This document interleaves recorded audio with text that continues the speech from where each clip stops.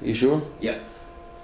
You mean Voices of African Americans has a template in there and I don't? Well, because you get here 5 minutes before, Ian.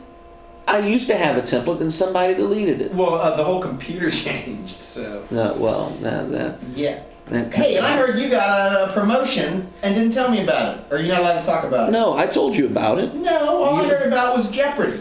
No, I told you about it. You weren't paying attention. That is very likely. Yeah, because I know no street in the name, no street. Oh. We took the street out after the third show. You should have taken the street out when you no longer are on that street. But the problem is continuity. I know. If I would change the name of the show if we decided to give it up for a little bit and then come back in a new incarnation, like Bishop Fulton Sheen, he was on the air for a few years, won an Emmy award for his show, which we are a poor version of, considering we go without a script, but at least he knew what he was talking about. He won an Emmy award, went off the air, came back like 10 years later, and then changed the name of his show. But it was essentially the same thing. And we've been here now 8 years. Let's see, today is what, May the 10th? In 1 month from now, in about 5 weeks from now, we'll begin year number 9 of 124 East Main. So at this point, there's no point to change the name. There's absolutely none. And of course, he would leave me with a font where nobody can see the daggum phone number. Let's see. Hold on. We need to, if we can, no, that's not what we want. Come on. Do we need to make it bold? No, that's not working either. Let's see, restore defaults. Let's see if that works. Because the problem is here, nobody can read the doggone number. Let's see, edit text. Nope, that ain't gonna work. If we make it bold, that's not helping either. If we underline it, that's not helping either. How do we make this font a different color? This is really ponderous. I guess we're going to have to put it, I don't know, or am I going to have to put my arm down here the entire show so you can read the phone number? 366-8951. Oh boy. This will be fun. We'll have, let's see.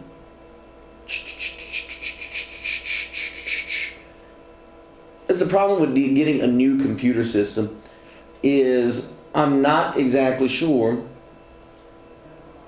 how to fiddle with this and how to change the number. When Jake gets back, we'll ask him how to fix it. Live from the AOC studios deep in the heart of downtown Lafayette, Louisiana. It's fun. It's excitement. It is 124 East Main. We are live this evening here on the Acadian Open channel, for those of you who haven't figured that out yet. Thank you for joining us this evening. I'm Ian Ozan. Phone number is 337-366-8951, which you may or may not be able to see on your TV screen right now. Because, well, let's see. Let's play with this one more time. See if we blow this up to about a 50, will you be able to see it? Well, that didn't work. Bear with me just a second.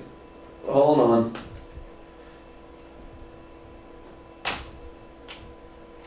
We're gonna, let's see.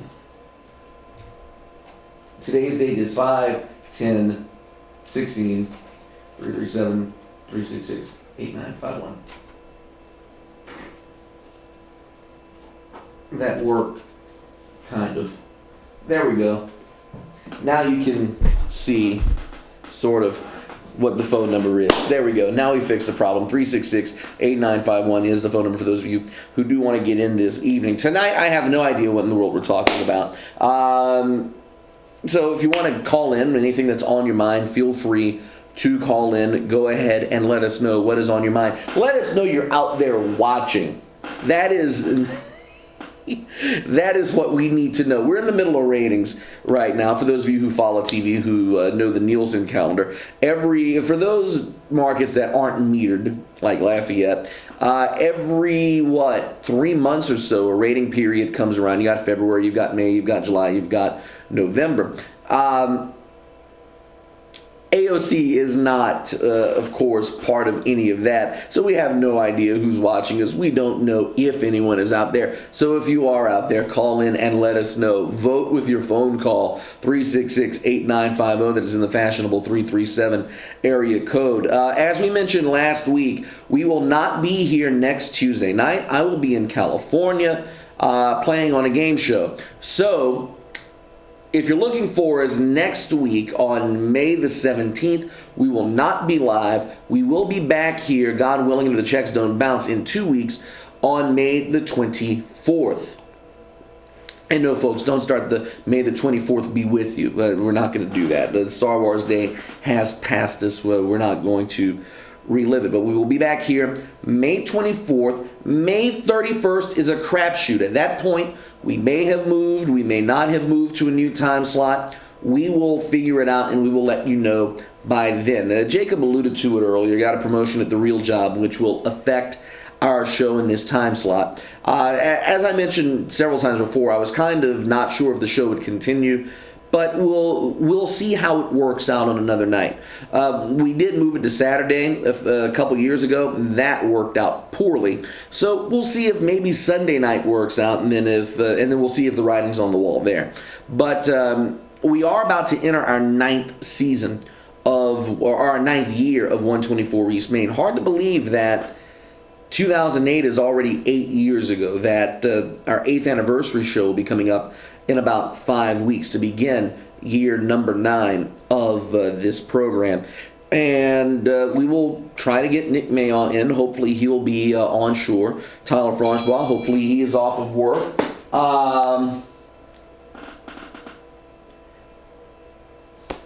Really? I didn't comb my hair, and Lionel has a Jerry curl for your information. No, that is not me on the shirt. That is indeed Lionel Richie, and no, we do not have the same hairdo. Thank you, Z, for watching. Way to derail a thought there. We'll see if Nick Mayle can come in. Try to get Tyler, try to get Artenio, some of the old cast of characters back on the show for the anniversary show. And that really is what made 124 East Main tick back in the day, was the co-hosting situation that we had with those cast of characters. Even Josh Faj, when he used to come in every now and again. Josh may be the most successful of all of us, considering he is this close to, if he's not done with med school yet. I thought he was, but I think he's got a little bit more. If he's not finished with his residency yet, he's coming very close to. So, but again, for that anniversary show, we'll try to get as many of the old cast of characters, the old co-host, back in studio. Mojo claims he will be back in studio in the near future. I don't know if that will actually happen, only because he keeps saying he's going to come in, then he no-shows. So maybe one of these days, Mojo will keep his word and will actually show back in the studio. That's E. Scott Limoges, for those of you who are not familiar with the show. But we're about 5 weeks away from the beginning of our 9th year here on AOC, and then we'll go from there. We'll see what happens. Will we last to 10? I don't know. We'll figure that out once we get there. This show's just, it has, how can I put it, has survived through a lot more than I ever expected it would. No, that's the same text message that just came through a second ago. 366-8951 is the phone number. 366-8951 is the phone number. Bernie Sanders has won West Virginia. That just came through. Donald Trump apparently has won West Virginia and Nebraska. I'm still trying to figure out how Republican voters have allowed Donald Trump to hijack their party, but that's another story for another day. At this point, I'm waiting. I'm waiting to see what third-party candidate pops up and makes a run for it. This may be the ripest opportunity for a third-party candidate or an independent to jump in the race. Michael Bloomberg should have jumped in when he had the chance, but he didn't. Will we see Bernie run as an independent? Because you know as well as I do he's not getting the Democratic nomination. Will we see someone from the more moderate Republican establishment who has the money and or the backing run as a third-party candidate? Will we, for the first time in nearly 150 years, or in more than 150 years, I should say, have four major candidates on the ballot and an even further split electoral vote? Last election I can think of in which that happened was 1860 or 64? I think it was 60. Lincoln, Douglas, Fremont, and Breckinridge, I believe it was.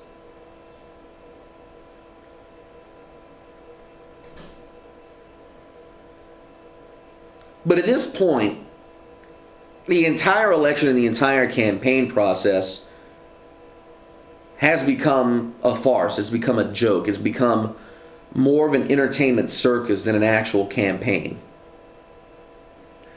And that's the part about this entire election process that's been disappointing.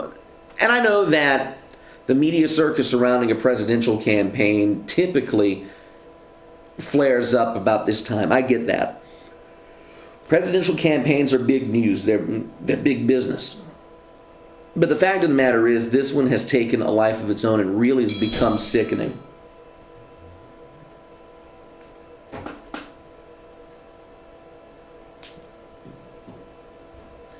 It's become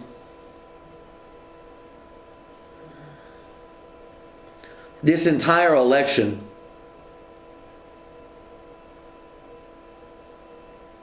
I use the word farce, but that's really the first one, the only one that comes to mind. This election is a farce and is making a farce of the system. But also at the same time, this election has proven why full democratization was never what the Founding Fathers intended, and why fully democratizing our system of government is not exactly the smartest thing to do. Hell, if you look at recent internet polls for things not related to the election, you know that making any election fully democratic is not exactly a smart move. Naming a boat Bodie McBoatface, wanting to name a school Donald Trump High School, or in one particular ballot, the Adolf Hitler School of Friendship and Tolerance. If you miss that story, search school naming Austin and you'll see what I'm talking about.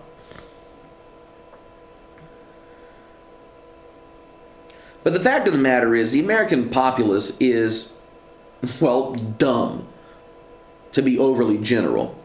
But looking at recent polling and, well, reading any Facebook comment section, you can kind of figure that out yourself.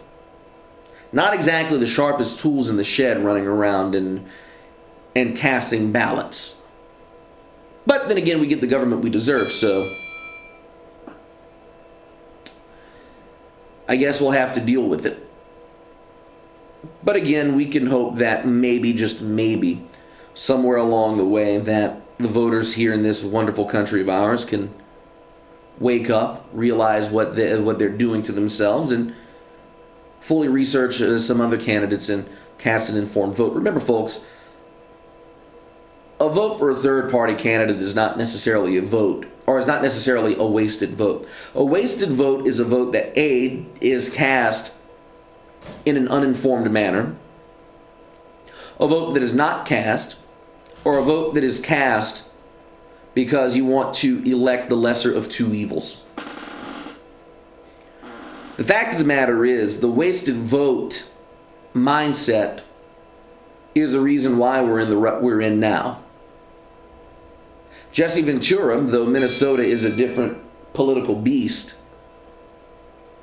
Jesse Ventura, as a third-party candidate, won the governorship of Minnesota back in 1998. Now, I'm not exactly saying that his term in office was a high watermark in that state's history. And to depending on who you talk to, is one of the worst. Others have mixed reviews of him. But it's possible that if a population is fed up enough, excuse me, with the so-called establishment, that it could vote practically whomever it wants, or who the populace is a collective noun, whomever it wants into office.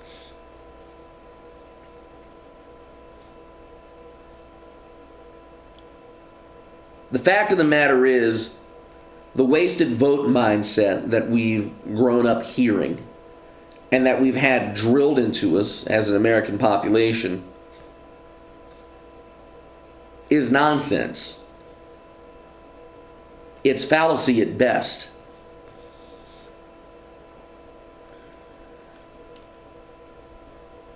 The question is, how do we break ourselves to that mindset here in the US of A?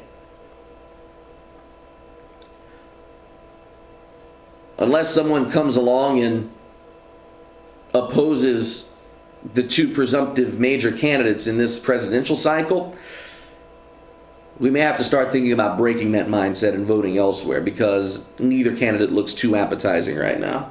366-8951 is the phone number for those of you who do want to get in. We were speaking of the 124 East Main co-hosting crew earlier. Apparently, Aaron Dugas, I don't think Dugas ever appeared on camera, but I know for certain he's been in studio back in the old building and has been with us in studio. So, happy birthday to him. That's the other thing we wanted to talk about this evening until my off-screen partner comes in. I want to thank our good friends over at WPRB in Princeton for sending this. I've got to do WPRB Princeton and WPRB.com. Hey, there we go. Had to get that out of the system. Posted to the Facebook group earlier. Smithsonian Folkways acquires our Hooley Records catalog, which, for those of you who aren't familiar with our Hooley Records, may sound like it might sound like something that's insignificant or something that really doesn't matter to you or to our community at large, but our Hooley Records recorded over the course of a number of years, and I forget exactly how long our Hooley has been in business, and I'm going to have to look up the exact names of people here.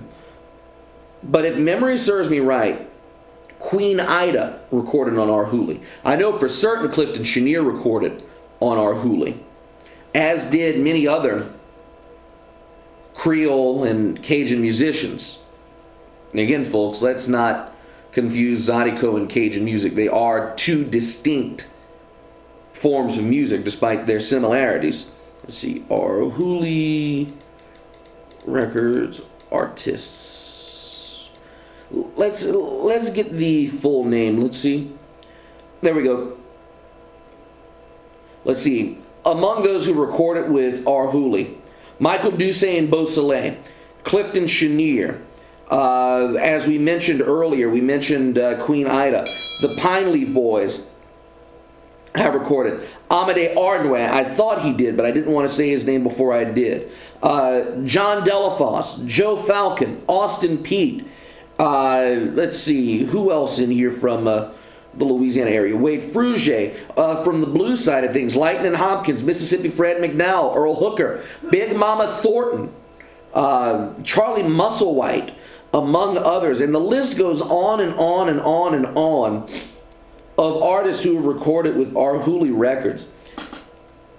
Legends and some obscure folks who have recorded with this record label, and Smithsonian Folkways has acquired our Hooley's complete record collection, which normally when a record company acquires another, it's like, what's the big deal? But the thing with our Hooli, and especially for a lot of their albums that have been out of print for a long time, this may very well be what older Creole and Cajun music needs to get re-released and get a wider audience in the 21st century. Smithsonian Folkways, of course, indeed owned by the Smithsonian Institute, is already vowing to make available the vast bulk of the Our Hooli collection to the public.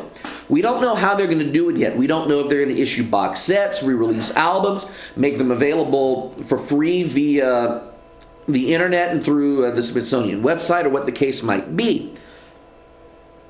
But the fact of the matter is, you've got a lot of music in this collection, especially a lot of local music that's local to us here in Acadiana, that folks of a certain age, of a certain generation, have only heard of, but have never actually gotten a chance to listen to. Which, again, for a region that's as culturally diverse as ours, is a disappointment that children of a certain age, or even people my age, some have never heard the music of Clifton Chenier, or of Queen Ida, or of Amadeo Ardouin, or of some of the other musicians that I listed earlier who recorded on our Hooli. The beauty of this is that those recordings will now find a new life. That those recordings will now find their way into the collective consciousness of a new generation. I'm not sure if our Hooli had been operating or what the case was over the last few years. I want to say they were.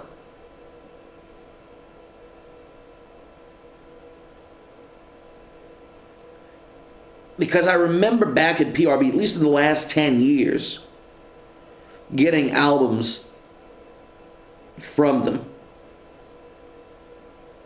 Big Joe Turner was another one who recorded for them. Completely forgot about them. Let's see. Other artists that we let's see. Yeah, the Pineley Boys recorded for them definitely in the last few years that they released albums. The Rebirth Brass Band also recorded for them as well. So they have been operating, but let's see. Let's check their website as well. Let's see. Apparently their website is temporarily. Now they have on their website, thanks to the generosity of the Laura and Ed Littlefield of the Sage Foundation and the encouragement of the Savoy family. Aha! So there's a local tie to this. The First Family Cajun Music. Our Hooli Records has been acquired from me and my business partner, Tom Diamant, by Smithsonian Folkways Recordings, the nonprofit record label of the National Museum. The acquisition includes more than 350 albums released in various formats and on various labels by our Hooli, as well as recordings from 3 South Texas regional labels specializing in Mexican music and Andean Huayano music from the Peruvian label Discus Smith. All our Hooli Records business from now on will be handled by Smithsonian Folkways. Once the transition is completed, all our Hooli albums will be available on CD and digital formats, along with selected LPs at folkways.si.edu. So again, what we said earlier is indeed true. The music will be made available, but it seems like it'll be made commercially available, where you'll be able to purchase it in digital and physical formats. Apparently, the record store connected with our Hooli in California will remain in business. Our Hooli Foundation will continue, apparently, as a way to support and research indigenous music here in the United States. But the music that was recorded by our Hooli, thanks in part apparently to the Savoy family, is now going to be acquired by Smithsonian Folkways. And again, this is one of the best things that could have happened for the older indigenous music of Louisiana, of our region, because again, now this music will be made available, seemingly commercially, for a new generation to listen. 366-8951 is the phone number. What are you doing out there? I thought that camera didn't work. No, it wasn't on. So you mean to tell me we had a busted camera and you didn't turn it on? Oh, I'm so sure. No, it's not busted. Ian, you're doing a show from a director's booth. I know that. We are low budget. This place, the AOC stands for amateurs on camera. You do know that, right? Budget Jeopardy got so bad that we had to have no budget Jeopardy. Well, you know that's how it works. Technically, we're non-profit. We can't give away stuff here. Yeah. So it was always no budget Jeopardy here on the 124 East Main, which is something we've not done here in a while. So speaking of, do you have any, do you have any predictions on how much money you're gonna win? No, I don't even want to know. The thing is, turn the iris up. Yeah, what, on this camera or the other one? Turn the other one on. What? Turn on camera 2? Yeah. Hold on. What in the? You know what? You might have to do it rather than 2. Do Your back is showing on TV. Okay, my bad. I'm still dark, and the door frame. And the door frame. This is bad. You're better off being a disembodied voice. All right, let's do that. There we go. You got it. Let's see. Yeah. Oh, you know what? Here. This What? is when you can go to me if I'm saying something really smart. Which is rare, but Shut up. let's see. You come sit down. You still may have to adjust your camera. Let's see. I got it. You better. Let's see. Well, hello there. There you go. That lighting's not bad at all. It makes me look tan, which I'm not. But no, they actually sent paperwork. The folks from Jeopardy sent paperwork the other day, saying that, and I knew you get your winnings after your show's there. Sure. They send you the check after the fact. It may take up to 6 months. That's good. 180 days. That's good. After the show's there. After they air. After wow. they air, which. But isn't you're a bad thing. guaranteed the money.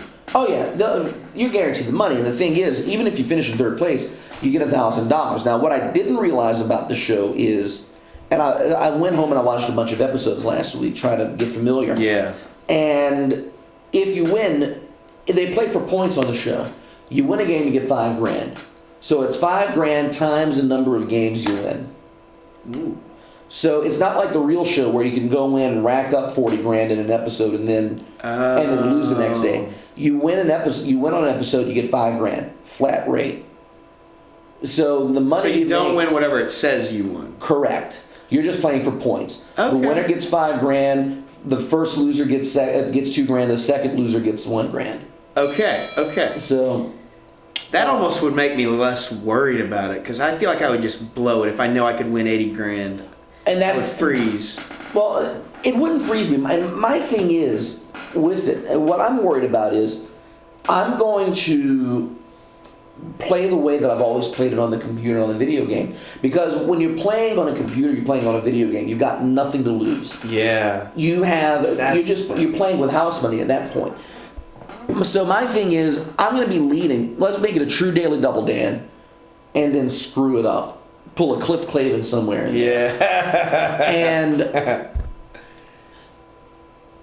And I know it's been done before, but the other thing is, even if you watch Jeopardy, regular Jeopardy on a regular basis, people freeze up when they bet, and they don't bet enough. Yeah. Because they think they're losing actual money.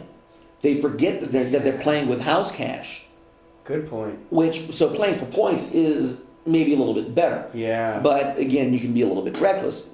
And then even then, you got people who then realize they're playing with house money and get reckless and then wind up screwing the pooch.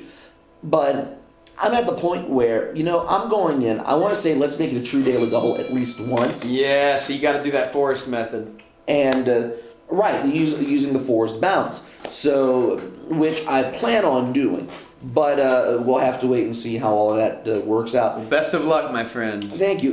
We have to, I guess it's been a long time since we've done it. This used to be almost a weekly tradition on the show at one point. What, where you would accidentally break the rule of not mentioning an advertiser? I mean, What, name dropping? Yeah, name dropping. No, apparently we have a new viewer who was mentioned last week. Oh, okay. Is watching. And of course, new viewers always want to know what the owl is. At one point, it was a weekly tradition on the show where we would just say it because somebody would call and say, "What's the meaning behind the owl?" And after a while, people stopped calling apparently, which means either they're not watching or their phones got disconnected.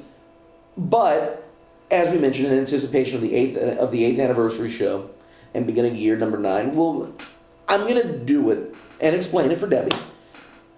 So she can understand what the owl is about, but also so I can see if I still remember it by the time we get to the 8th anniversary show in a few weeks, in 5 weeks from now. Wow, so, 8 years. Yeah, we'll be beginning year number 9, June 16th. And I will set it up by saying this. I went to the graveyard for Mother's Day to go to my great-grandmother's grave in New Iberia. And it was only then that I realized it's been 8 years since we've done the show because we started the show 2 days after she died. Yeah, that's right. She passed away June 14th of 08. We started the show the following Monday, June 16th of 08. The brass owl was something that was always in her house and something I was associated with, and it followed her to the nursing home. And it was in the room after she died. So I took the owl and said, "Look, Grandma, I want to take the owl. If you want me to have it, fine. If you don't want me to have it, come strike me down. Come give me some kind of sign." So we brought the brass owl on the show for the very first show, and it was supposed to be a silent tribute for that one show for my great-grandmother who had passed away 2 days before we did that first show. The golden owl, the brass owl, was supposed to be there one show only. We put the show on YouTube that week, and some smart-ass remarked that the owl had the most solid performance. So ever since then, we brought the owl back, and we've been on the air now 8 years. And over that time, we have done, because the first 2 seasons we were abbreviated. Season 1 was 15 shows, including the 3 Christmas episodes. Season 2 was 12 shows. Or was it? No, Season 2 was 13 shows. So we did 28 shows the first 2 years. The next season we did 48. So 28 and 48 is what? 76. So we've done, if my math is right, we've done somewhere near 200, between 200, 250 shows now. Every episode the owl has been on. The owl has been on AOC more regularly than I have because even it shows up in reruns. So, yeah, it's in the 8 years we've been doing the show, the owl, which again was supposed to be a silent tribute for that one show, has now become a silent tribute for all those who passed on: Leona, Daryl, Dr. Cosmo, and everybody else who kind of had David Craychan. Everybody who's kind of had a hand in the show. So the owl is here in silent tribute for them, and really because that's what people watch the show to see. They're not watching for me. They're just looking to see if the owl is there. Well, and let's be honest. He who says least speaks most. He's the wisest because he withholds. Indeed.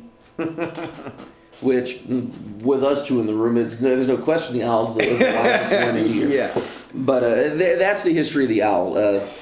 And apparently we still remember it, so we'll be retelling that story in 5 weeks on the 5th anniversary. But going back to the Jeopardy thing, it'll be fun. We'll see what happens. We'll catch a Dodgers game while I'm out there, so knock off another stadium off the list. The reason I wanted you in here earlier tonight, I was driving downtown tonight. It reminded me of something I thought of Saturday, which, forgive me, because I'm going to skirt the name-dropping rule here for a little bit. There's a press that's French on Vermilion Street, and I went there on Saturday. Morning. Midday. Afternoon. Yeah. Right before they closed. Yeah. And I've got to say, the cocktails are fantastic. Dark and stormy? Not that one. It was the dark-haired bartender. I don't remember her name. Apparently created a drink with tequila and strawberries. Oh, I've never tried that drink. A tequila fraise. I forget what it was called. But I don't care for tequila drinks, and even I liked it. Yeah, It was good. Man, tequila's where it's at. It's Well, shoot, I gotta try that. Debbie says, loves the show, love the owl, the story behind it. Good luck on Jeopardy, and Z wants to go. Is Z paying for the airplane ticket? You bet. But going back to where we were, the drinks were fantastic. Yep. And I wound up going from there to a sushi place that makes waves. Oh my god. And had their namesake dessert, which was fantastic. Yes. Then wound up at a record store that has a little bit of lagniappe in it. Oh my god. And You should have said a little something extra. there you go. It has a little something extra. Well, no, the thing is, now you just reminded me of the old Johnny Carson Karnak joke. Wait, what? The woman with something extra. What do you call a female with measurements 36, 24, 36, and 9?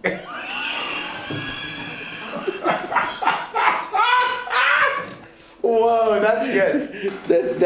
Wow, that's good. Yeah, that's. Thank you for reminding me of that. Oh my god, that's funny, dude. Dang. But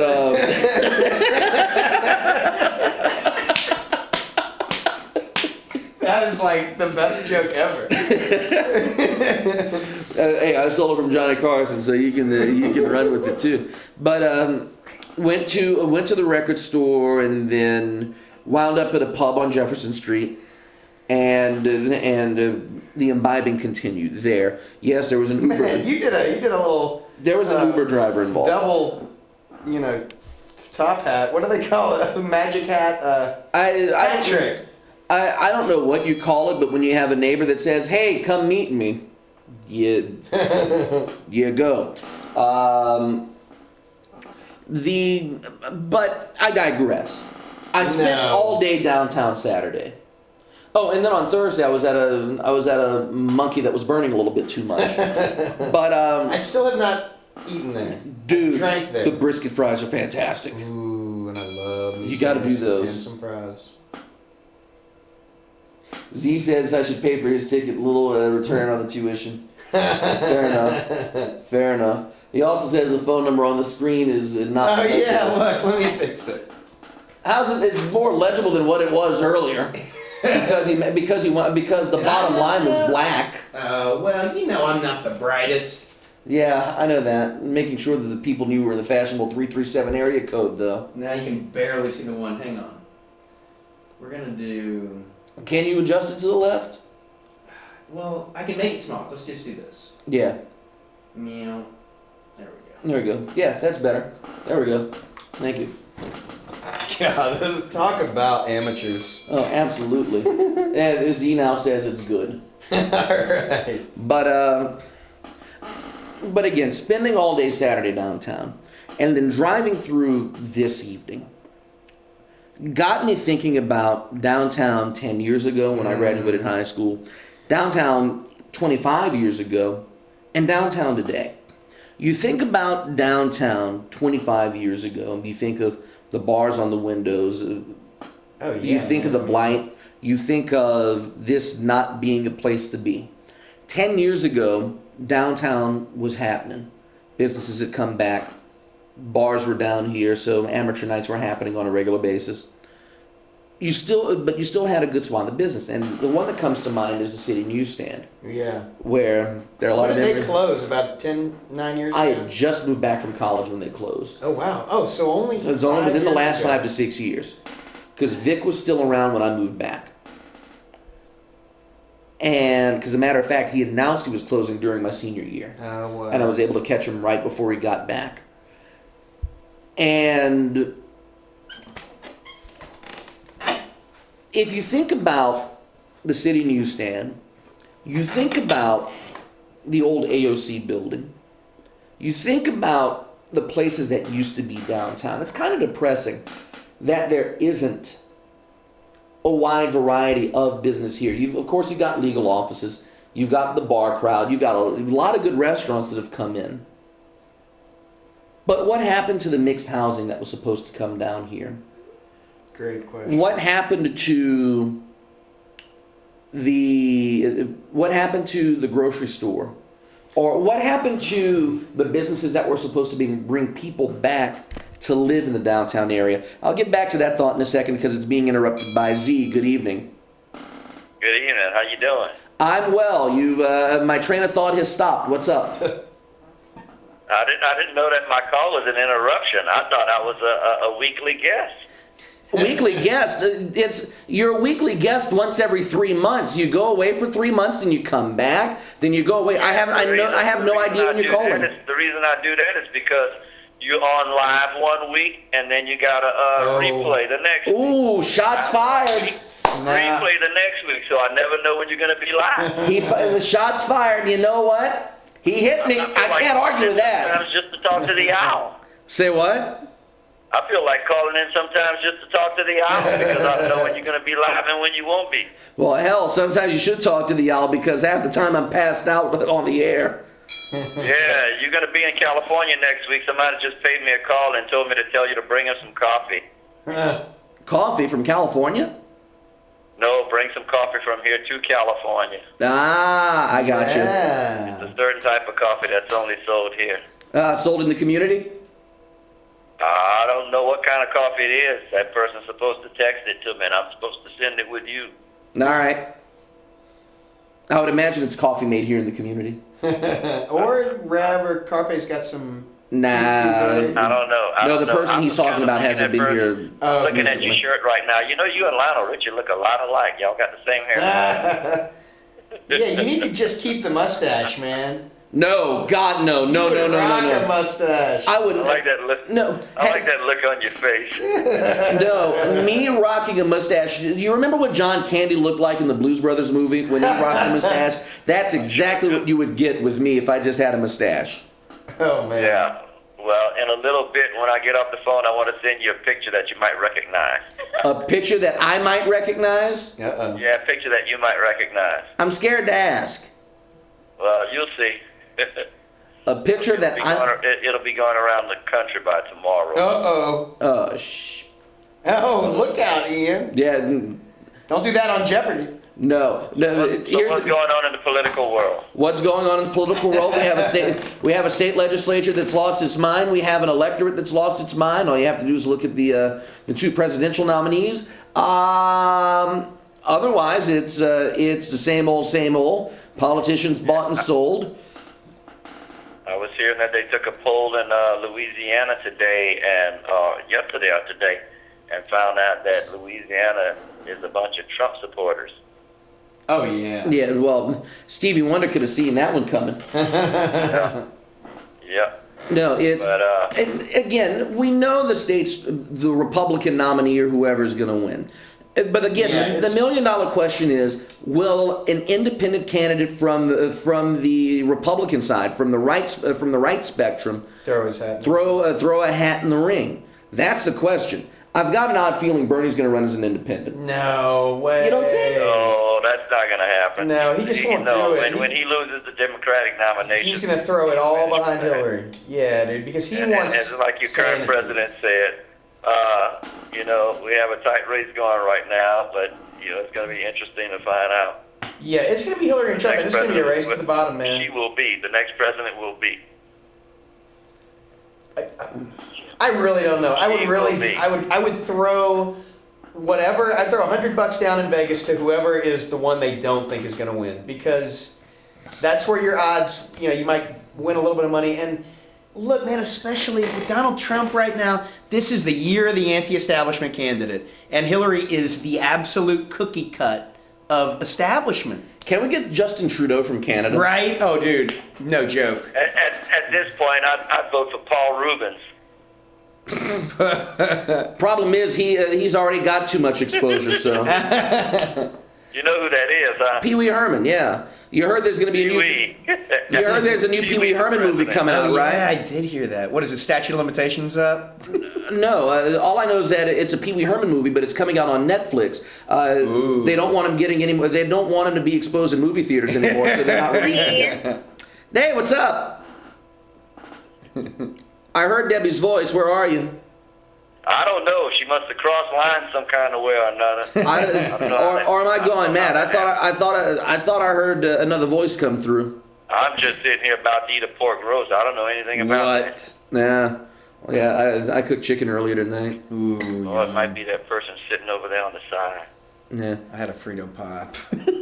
Frito pie. Anyway, I'm going to let you go. I'm going to see you on Tuesday for New Orleans. All right. What? And don't forget that you need to bring some, coffee to that guy you're going to visit out there. Yeah, I will make sure. I talked to him earlier today. He didn't mention anything about coffee. Okay. No, he just called me a little while ago and told me to remind him, so you got to remind me. Yeah. And I'll be sending you a picture shortly. Y'all have a good time. Have a good night, Z. Hey, before you go, I hear you buying Who's the tickets. guy on the screen with you? Who? Jacob? There he is. I'm not even supposed to be on TV. I'm Yeah. in fact, I'm going to clock out real quick. No. I thought that was Michael Bublé. Don't insult Michael Bublé like that. Don't do That's that. wrong, Ian. You don't want to hear me sing because you're going to Hey, feel if he can slow. sing like I've heard you sing before at karaoke. Say what? I said if he can sing like him, keep him on the show. You should come to Atmosphere Karaoke. You'll see that. No, the only time he's ever gotten a standing ovation was when he did "We Didn't Start the Fire" Karaoke where? at Atmosphere downtown. Tuesday nights, actually, but I'm skipping tonight. Oh, I didn't know you hang out at Atmosphere. I've been there once. Really nice place. I haven't been there in 6 months. It is a nice place. I haven't been there almost a year. Last time I went was when Jay did trivia there. Bro, and when you get Yeah. back, let's do it. All right. What's up? Ian, Yeah. Debbie says great show. I'm glad somebody thinks it's a great show. I even have my own doubts. You got one positive viewer, huh? Woo! One positive review in 8 years of doing this. We're getting better. Yeah. All right. See you later. We'll talk to you later. I'll send you a picture shortly, Lionel. I mean, Ian. Yeah. I hear you got a ticket to California too. I hear you got your ticket to California as well. No, not unless my ticket's paid for. Yeah, I got some. Yeah, I got tickets for 3. Yeah. All right. All right. Well, I'll talk to you later. I'll talk to you Have later. a good one. All right, you too. Bye. Okay, bye-bye. He opens with shots fired, and then after that, he that's a winning phone call. Scorched That's a earth. winner. Scorched earth. Yeah, score one for the phone call right there. 336. That's an Indianapolis phone number. 337-366-8951 is the phone number. 10 minutes left. I feel like I should be on the. I should be doing the Jerry Lewis telethon. I should get a. Do we have a pen or a pencil in here? And get one and just tap the phone until somebody calls. Mike Barra. 233-0600. Tap your phone so somebody calls in. I can't do Mike Barra's voice. I highly doubt he's watching, but Mike, great people, and we miss the Jerry Lewis telethon. I joked last week we should bring back the telethon, if for nothing else, just so we could pay the salaries of people who work in TV, because technically we are charity cases. Going back to the thoughts about downtown. But if you think about during the administration of Joey Durrell, real Joey Durrell, not faux Joey Durrell, we'll come back to that in a second. Caller, go ahead. You can stop beating on your phone. What's up, A Lynn? few minutes left. What's going on, man? Not much. What's going on? I saw my girl Hillary got her fat, you know what, spanked tonight again. Well, Burn. that's not Burn. surprising. West Virginia? Yeah, after what she said about the coal miners, that's not too terribly True, surprising. yeah. Thank you very much. Well, yeah, thank you very much. I'm glad you said that, because you know why? I'm going to say this again. I promise you, that put Pennsylvania in play, Ohio, and some of them states, because this is how I look at it. But the thing, If Donald Trump just holds the state that Romney won, that's 206, okay? yeah, I'm going on record today, and I'm predicting he's going to win Florida and Ohio, okay? That's going to be 28 and 19, that's 47 more, that's 253, okay? Listen. mm-hmm. And like I said, I guarantee you some of those states, you know that in the Rust Belt, a lot of them states going to be in play. So this thing going to come down to the nub, man. It is. Yeah. It is. Matter of it fact, is. just about 10 minutes ago, I was flipping station. I was watching Doug Schoen, okay? I know you're familiar with Doug Schoen. He used to be, Clinton's post. Anyway, Doug Schoen said that they might not be in panic mode yet, but they're getting close to start to panic right here, the Clintons. Say that again? Well, I said, Doug Schoen said the Clintons are starting to, hit panic mode. They should have been hitting panic mode 6 months ago. It looks like the Democrats are going to go to a broken convention. Who'd ever dreamed it? They were all laughing at the Republicans. Donald Trump's sitting back just watching Bernie Sanders and Clinton fight it out. Because she's not going to reach 2,383. She's not going to reach that. I don't know what's going to happen to the Democratic convention, but it certainly isn't decided. I mean, there's still a battle that will be fought. The curious thing for me is I don't see Hillary. I just don't see her not getting the nomination, and I don't see her extending an olive branch of a vice presidential bid to Bernie. It's not going to happen. And if she doesn't pick someone else that unifies those Bernie people, you're going to have a bunch of ticked off Bernie people who are in it for the anti-establishment feeling. I talk to these people, and I'm not a Trump supporter, but I can see people who have been so disenfranchised their whole voting lives. These younger people saying, whatever, I'll vote for the guy that isn't one of them. And that is the worst case scenario for the Clinton camp. I will be so curious to watch it in November because it is not written at all. Trump could win. Trump could definitely win. No, I believe it. I know that. I'm Like curious I said, to see it, man. Hillary needs 100.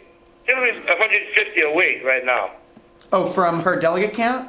Yeah, If the super delegates don't jump. Yeah. She's not going to make 2383. I'm just trying to tell you. Yeah. Bernie Sanders said already. Bernie Sanders, they're going to cause all kind of ruckus over there, just to say. You're right. If she don't get indicted, I mean, I don't see it happening. But If it hasn't happened yet, I don't see that happening. Yeah, that's the thing. I don't see how she doesn't walk away with the nomination. I don't see because that. the guy that got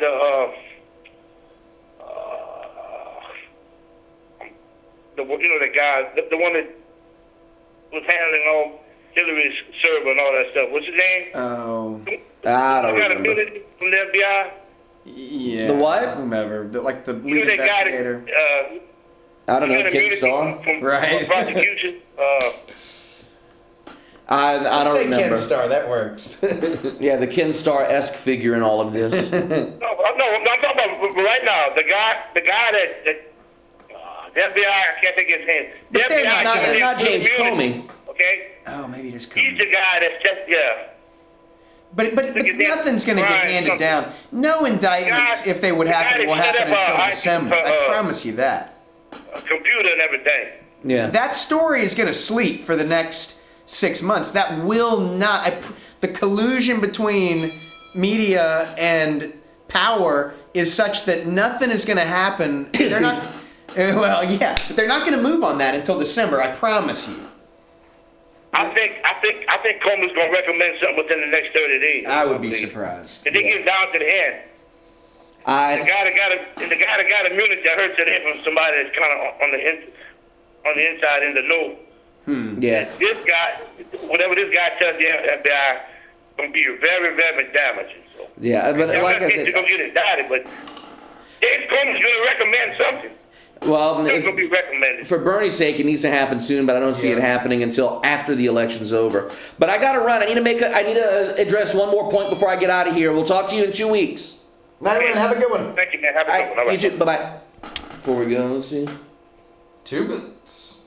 2 minutes before we go, I'll get back to the point I was addressing earlier.